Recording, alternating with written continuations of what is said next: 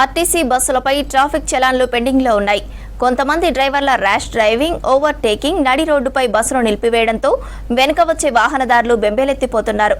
ఫిర్యాదు చేసినా ఆర్టీసీ యాజమాన్యం చర్యలు తీసుకోవడం లేదని విమర్శలు వ్యక్తమవుతున్నాయి. రాష్ట్ర వ్యాప్తంగా ఆర్టీసీ బస్సులపై 6,000 చలాన్లు పెండింగ్లో ఉన్నాయి. ఒక్క హైదరాబాద్ సిటీలోనే 3,000 చలాన్లు పడ్డాయి.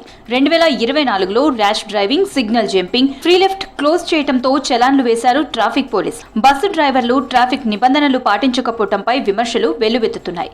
Rash driving, overtake, signal jump చేస్తుండటంతో ప్రమాదాలు చోటు చేసుకుంటున్నాయనే ఆరోపణలున్నాయి.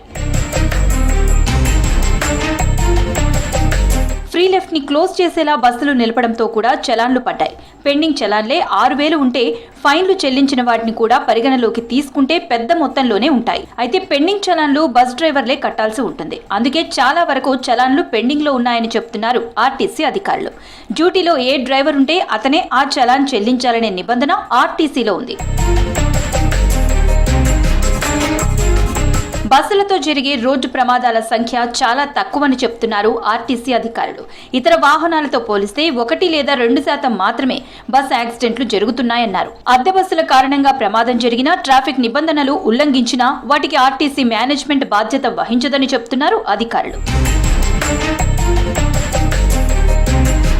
ఇటీవల హైదరాబాద్ కొత్తగూడ చౌరస్తాలో రోడ్డుపై నడుచుకుంటూ వెళ్తున్న ఓ మహిళను ఆర్టీసీ బస్సు ఢీకొట్టడంతో ఆమె చనిపోయింది. అయితే అది ఈవీ బస్ కావటం, ఆర్టీసీ అద్దెకు తీసుకోవడంతో దానికి మేనేజ్మెంట్ బాధ్యత వహించదనేది అధికారుల వాదన.